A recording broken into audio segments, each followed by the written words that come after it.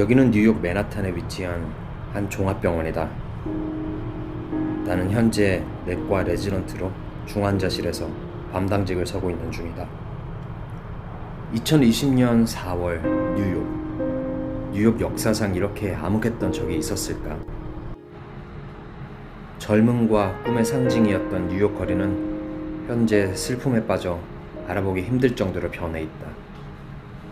이 어려움에 빠진 뉴욕을 구하기 위해 최전선에서 병마와 목숨 걸고 싸우고 있는 뉴욕, 그리고 뉴욕을 도와주러 타주에서 온 의료진들의 현재 심정과 증언을 영상에 담아보았다.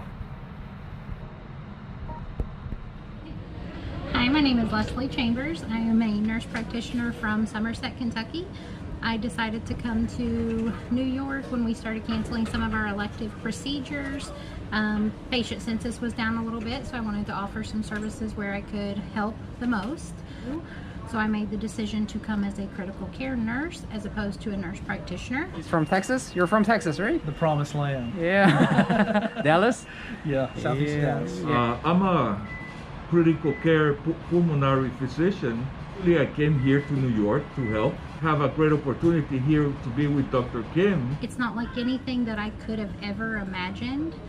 The patients are sicker than any patient I've ever taken care of in all of my nursing career. The scariest part for me about the patient status is how quickly they decline. And then once they do decline, very rarely are you able to get any sort of a rhythm back. Definitely not. I had a picture in my mind of what it was going to be like, but so coming here, it's been very different. Definitely different than what I expected. I knew people would be dying, you know, but I didn't realize that, you know, maybe even the majority that end up here ventilated in critical condition would die. You know, that's not what I expected. I thought we might see more of a survival rate. Part of it's been a bit disheartening because you would have hoped for better, but honestly, when you look at what's gone on medically, even from a nurse perspective, it's like, what are we going to do here? What can you do? You know, this is, the body's just gone wild, you know, at this point. Very ill, all of them on ventilators, you know, and a lot of them dying, you know, so this is like hell on earth. What's the most difficult part for you, like, to deal with? The most difficult part, it's a lot of difficulties. Emotionally, it takes a toll on you because then it's like sometimes you feel helpless because you do the best you can and then the outcome is like almost inevitable. You see them dying. Definitely worse than 911. Very, very scary virus because it is so unknown to everyone. Before coming here, I was kind of under the impression that it was affecting more the older population and it was more of a comorbid disease. Being here, I've seen that that's not actually the case.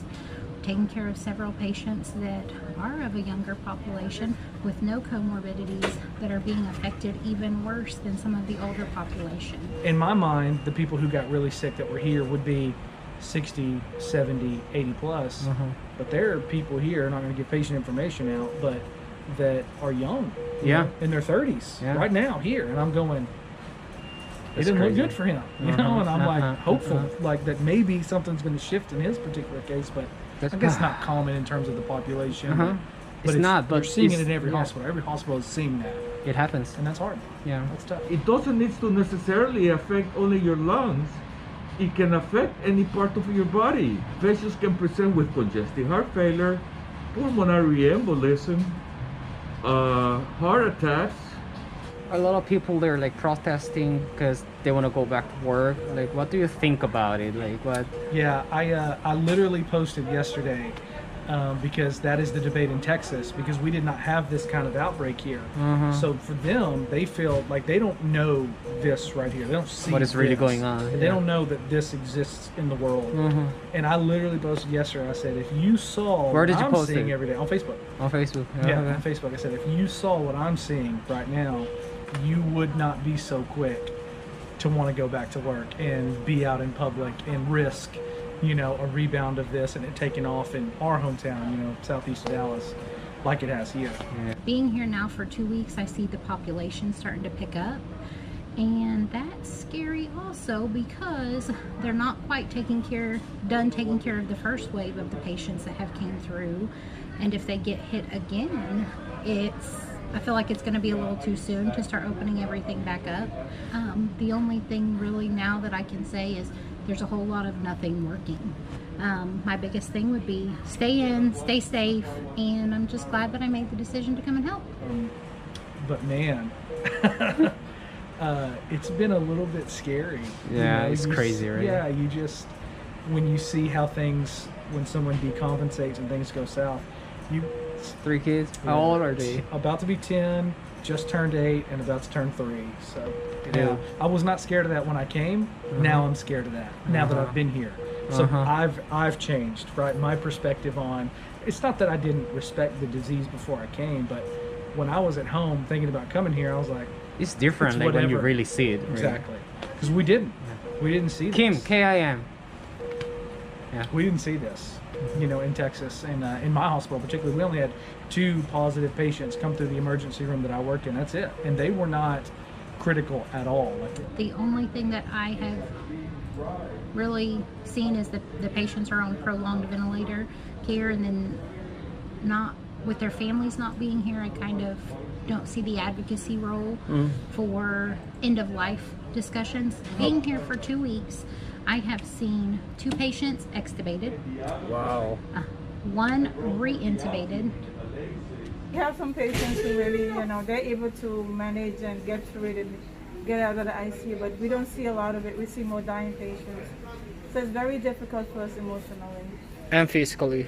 And yeah, physically, I don't mind physically for me as a nurse because I'm used to working hard. I don't care about working hard, but the emotional part is worse. Definitely. It's sad. It's really sad. It's really sad because there's no cure.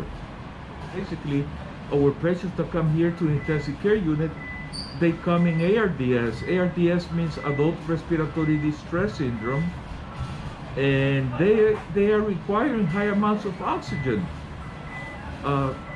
We tried multiple medications, and until recently, we started to our actually first patient, right, Dr. Kim? We started our first patient in the treatment with convalescent plasma. And so I expect at least a full recovery on him, and we're implementing another ways of treatment.